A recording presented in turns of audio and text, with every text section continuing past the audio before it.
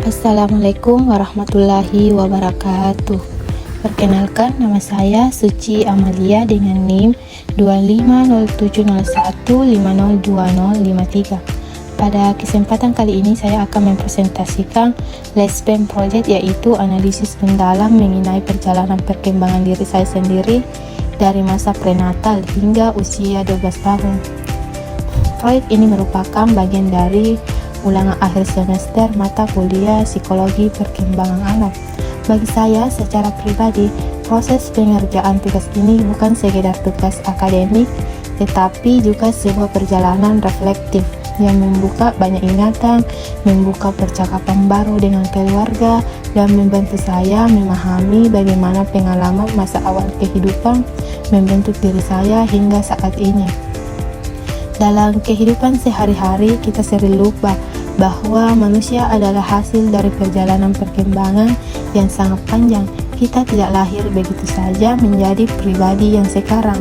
Ada banyak faktor biologis, psikologis, dan sosial yang memengaruhi pertumbuhan kita dari alam kandungan hingga dewasa.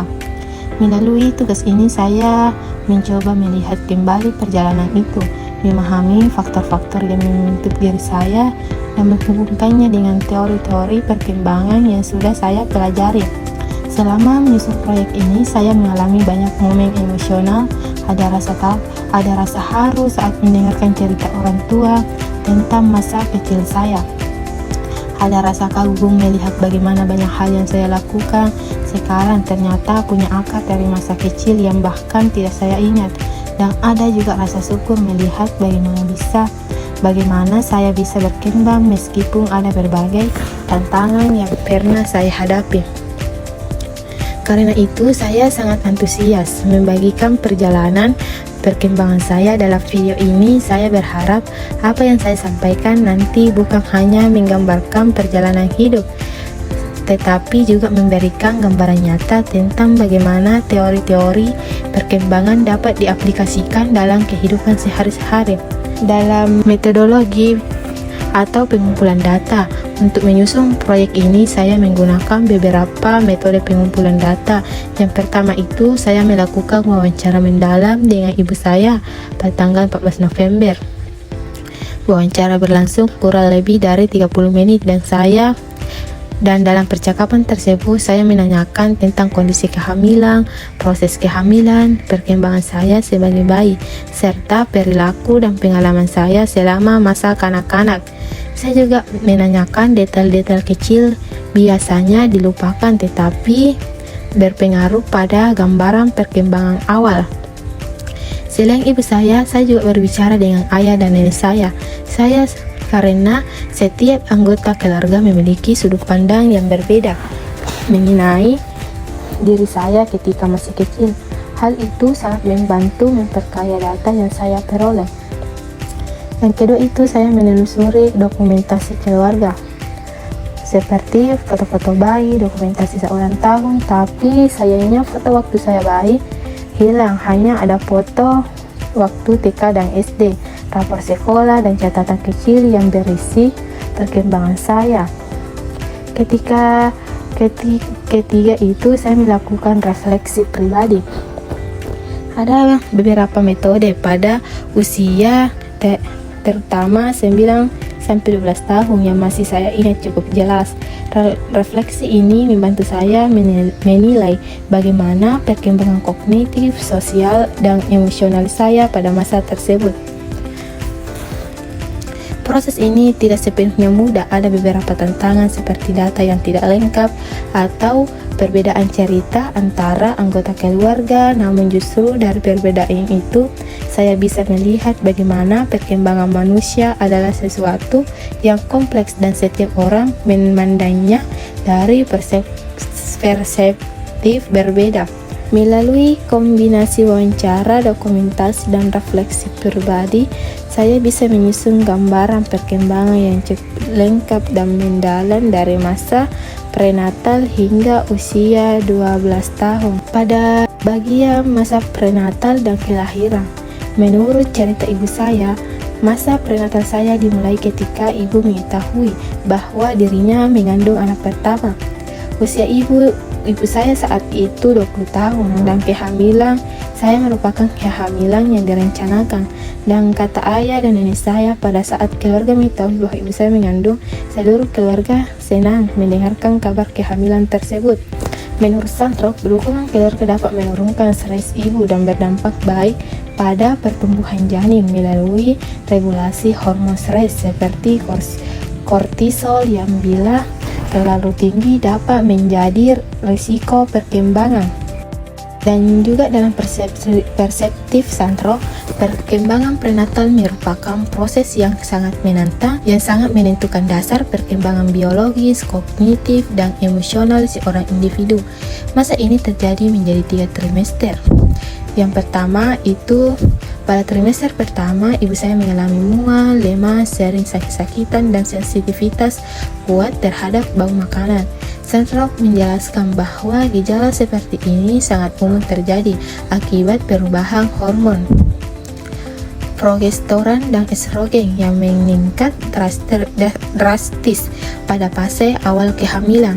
Perubahan biologis ini tidak hanya memengaruhi kondisi fisik, tetapi juga emosi ibu seperti kecemasan atau kekhawatiran yang sewaktu-waktu muncul.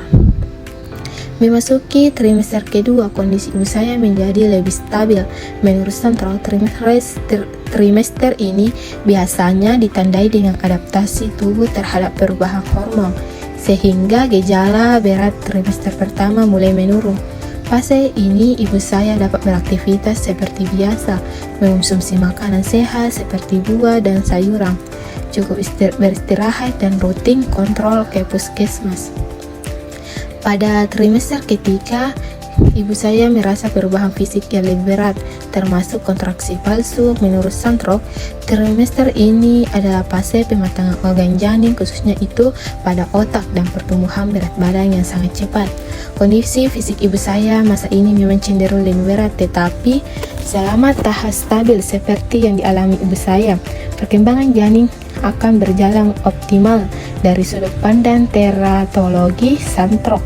Kondisi kehamilan yang pada trimester ketiga menunjukkan bahwa risiko gangguan prenatal relatif rendah, dan terutama karena ibu saya menjaga kesehatan nutrisi dan rutin melakukan pemeriksaan. Dan saya lahir pada usia kehamilan 34 minggu melalui persalinan normal. Berat saya itu 3,8 kg, panjang 47 cm, dan ibu saya menggambarkan saya sebagai bayi yang menangis kuat pada saat lahir. Dan ibu saya pulih setelah persalinan dari perspektif perkembangan prenatal teratologi. Kehamilan yang sehat dan kelahiran yang lancar memberi awalan positif secara biologis dan emosional bagi saya. Sebagai ilustrasi kelekatan awal atau attachment kemungkinan sudah terbentuk sejak dalam kandungan melalui suara dan gerakan ibu. Hal ini selanjutnya memudahkan saya membangun kepercayaan orang lain setelah lahir. Dalam teori perkembangan prenatal, kondisi fisik dan emosional ibu sangat berperan sebagai faktor protektif maupun resiko perkembangan. Pada masa bayi umur 0 sampai 2 tahun, pada perkembangan fisik dan motorik. Pada masa bayi, perkembangan fisik dan motorik berlangsung sangat pesat dan mengikuti pola yang relatif universal pada anak usia 0 sampai 2 tahun. Menurut Santrok, pada tahun 2019, perkembangan motorik bayi mencakup kemampuan motorik kasar seperti berguling, duduk, merangkak, dan berjalan, seperti kemampuan motorik halus seperti meraih, menggenggam, dan memindahkan objek.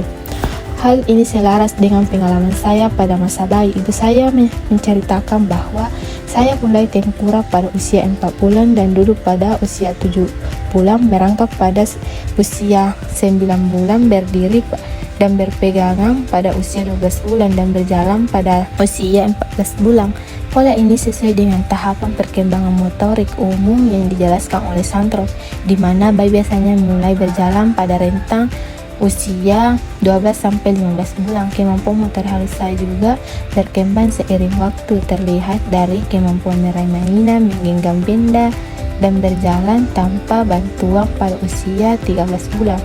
Dari sisi pemenuhan kebutuhan fisik, pola makanan yang mulai teratur dengan konsumsi ASI dan bubur bayi yang sejalan dengan rekomendasi perkembangan nutrisi menurut Standard 2019. Pada perkembangan kognitif, menurut James Piaget, pada usia 0-2 tahun berada pada tahap sensori motor, yaitu tahap di mana anak belajar melalui indera dan aktivitas motorik.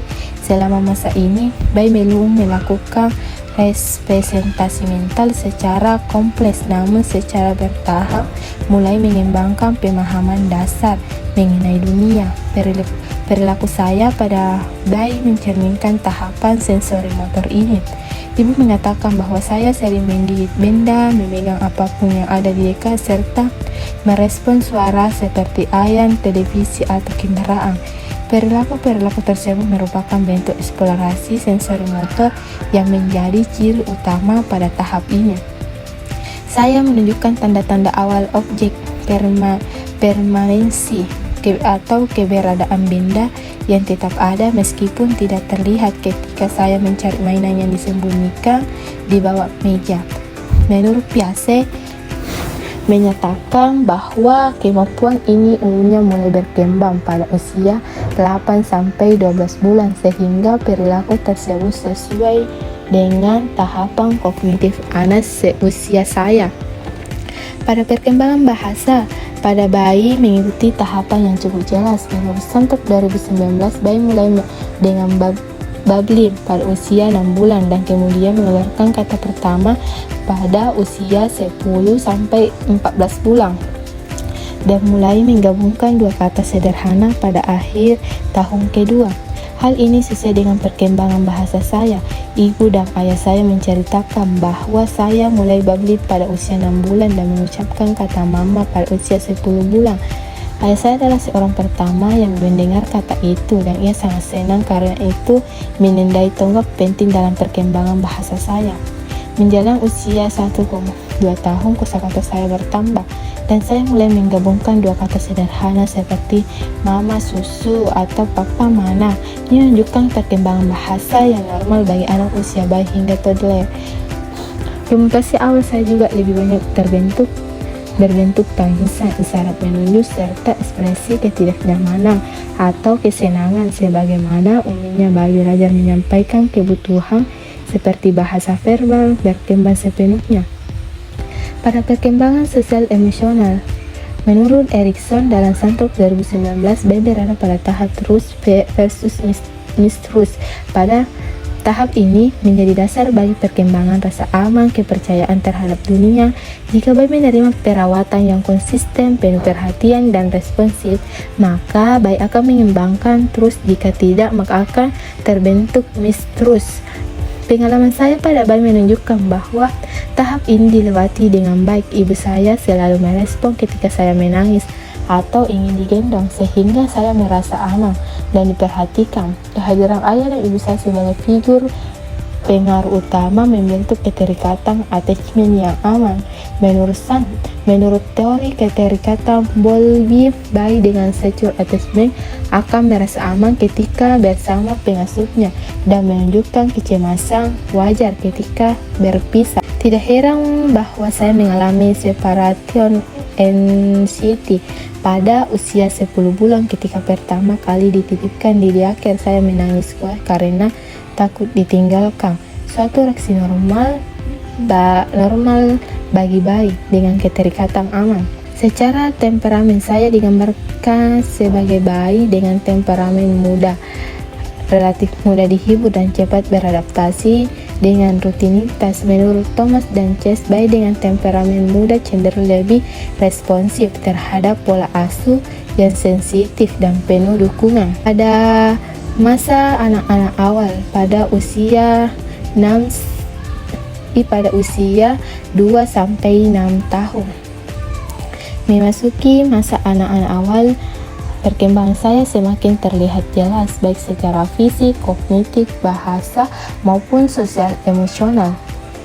Pada perkembangan fisik dan motorik pada usia 2-6 tahun, Sandroff menjelaskan bahwa anak mengalami percepatan perkembangan motorik kasar dan halus ditandai meningkatnya koordinasi gerak, energi fisik, serta kemampuan mengontrol tubuh. Pada usia ini, motorik kasar dan halus saya berkembang pesat. Saya mulai berlari, melompat, menaiki kursi, dan bermain di luar rumah. Ibu menyatakan bahwa saya termasuk anak yang aktif dan bisa melakukan aktivitas sendiri seperti makan sendiri, pakai baju sendiri, dan perlahan-lahan belajar toilet training. Meskipun terkadang masih ada kejadian celana basah yang membuat keluarga tertawa. Motor halus saya juga berkembang semakin baik. Saat saya mulai menggambar, bermain balok, meronceng atau menyusun puzzle, ibu menyimpan beberapa gambar saya lakukan kecil yang bentuknya masih abstrak tapi penuh semangat. Pada perkembangan kognitif menurut Piaget, anak usia 2-6 tahun berada pada tahap pra-operasional, dan ibu dan nenek saya menceritakan banyak contoh perilaku yang sangat cocok dengan ciri-ciri tahap ini. Saya sering egosentris, misalnya percaya bahwa semua orang tahu apa yang saya pikirkan, dan pernah juga berpikir bahwa pesawat bisa itu jatuh dan memberikan uang pada kita. Saya juga menunjukkan konsentrasi seperti hanya memperhatikan satu aspek dari sesuatu, seolah sedang berdiskusi dengan karakter imajinatif.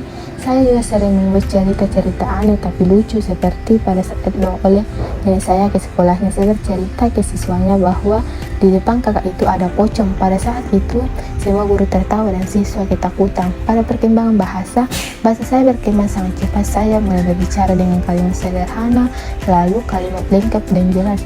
Ibu saya bercerita bahwa saya suka bertanya kenapa tentang segala hal, seperti kenapa hujan turun dan kenapa ayam tidak memakai baju. Periode ini adalah masa ledekan kosakata dan saya semakin pandai bercerita. Kadang saya juga melakukan overregularization, seperti mengatakan aku sudah minumkan atau aku menggigit. Dan sebenarnya pada tahap ini salah satu tahap wajar bagi anak pra-operasional. Pada perkembangan sosial emosional, pada tahap ini saya mulai belajar mengambil inisiatif. Saya mulai memikirkan keinginan sendiri, mencoba membantu pekerjaan orang tua, atau memulai permainan dengan teman. Ibu saya mengatakan bahwa saya sering bilang aku bisa sendiri, biar aku cuma sendiri. Ini menunjukkan inisiatif yang kuat, namun ada juga saat-saat ketika saya merasa bersalah jika melakukan kesalahan, misalnya menumpahkan makanan atau merusak barang yang sesuai dengan tahap inisiatif versus guil menurut Erikson. Pada perkembangan moral menurut Kohlberg, pada usia ini anak masih pada level prekonvensional, yaitu mematuhi aturan karena takut dihukum atau ingin mendapatkan hadiah. Ini sesuai dengan perilaku saya. Menurut ibu saya hanya akan berhenti melakukan sesuatu jika ditegur atau diberi hukuman. Pada konteks lingkungan keluarga pada saat itu sangat mendukung perkembangan saya. Orang tua menerapkan pola asuh otoritatif dan saya merasa masa ini penuh cinta, perhatian, dan pengalaman bermain yang membentuk kepribadian saya hingga saat ini. Masa anak-anak awal adalah masa yang penuh warna, penuh imajinasi, dan penuh pembentukan dasar kognitif dan emosi saya.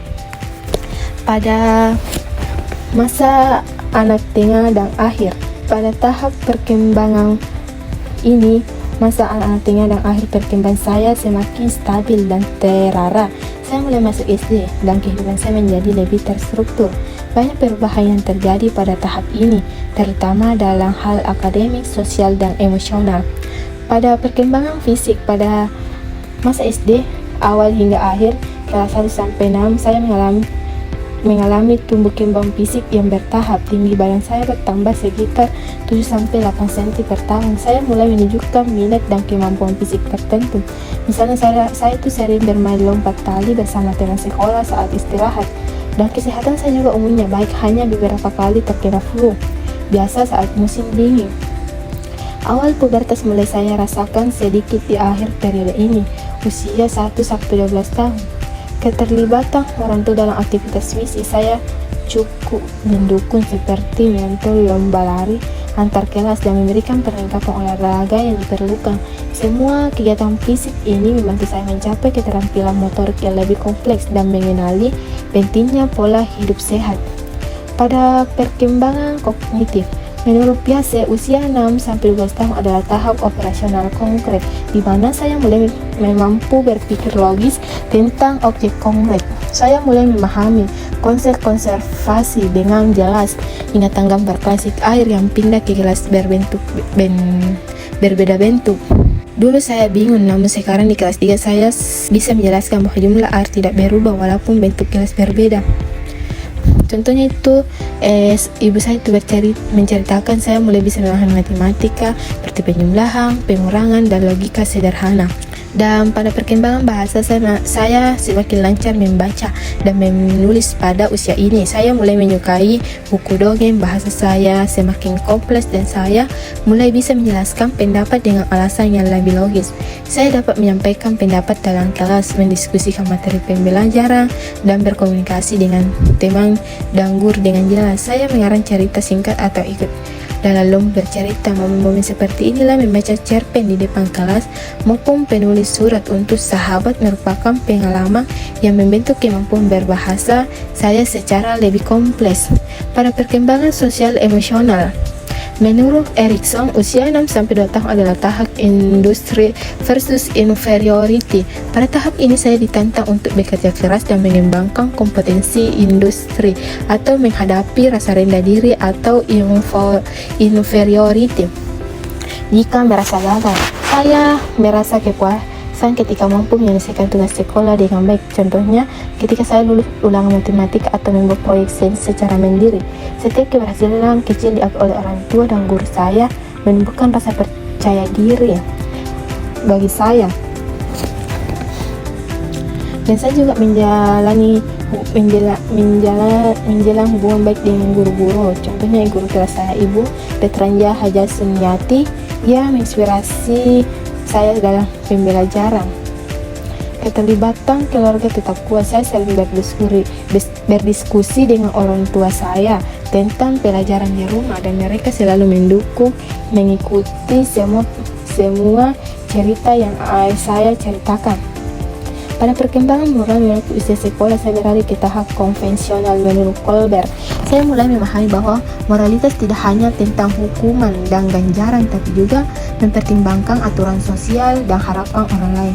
Saya mengerti pentingnya berlaku jujur dan adil. Misalnya saya itu merasa penting untuk menaati aturan sekolah karena saya menyadari aturan dibuat demi kebaikan bersama, bukan hanya karena takut dihukum.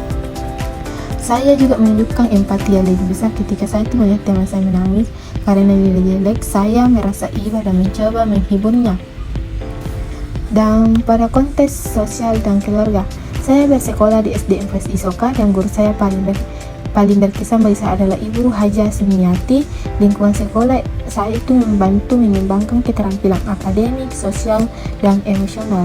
Dan keluarga saya juga terus mendukung perkembangan saya dan memberikan arahan ketika saya menghadapi masa ini sangat penting karena membentuk identitas awal saya sebagai pelajar dan individu yang mulai memahami dunia. Pada bagian refleksi personal ini, melalui proyek ini saya menyadari bahwa perkembangan saya tidak terjadi secara kebetulan. Ada pola, ada proses, ada faktor risiko dan protektif, serta ada pengaruh lingkungan yang secara signifikan membuat diri saya. Saya menyadari bahwa attachment yang aman di masa bayi membantu saya menjadi pribadi yang percaya diri. Imajinasi yang kuat di masa anak-anak awal menjadi dasar kreativitas saat ini.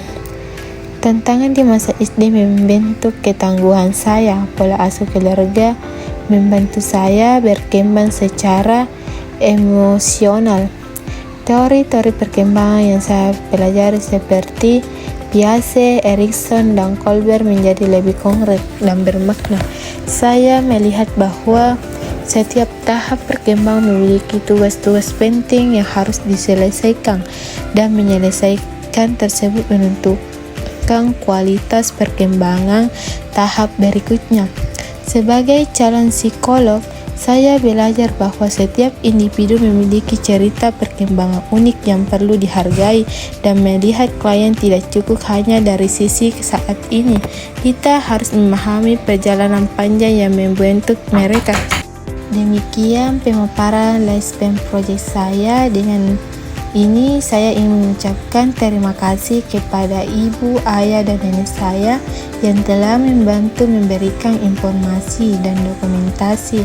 Terima kasih kepada dosen atas bimbingan dalam mata kuliah psikologi perkembangan anak, sehingga saya dapat memahami perkembangan manusia lebih mendalam. Semoga video ini bermanfaat dan memberikan gambaran komprehensif tentang perjalanan perkembangan saya. Wassalamualaikum warahmatullahi wabarakatuh.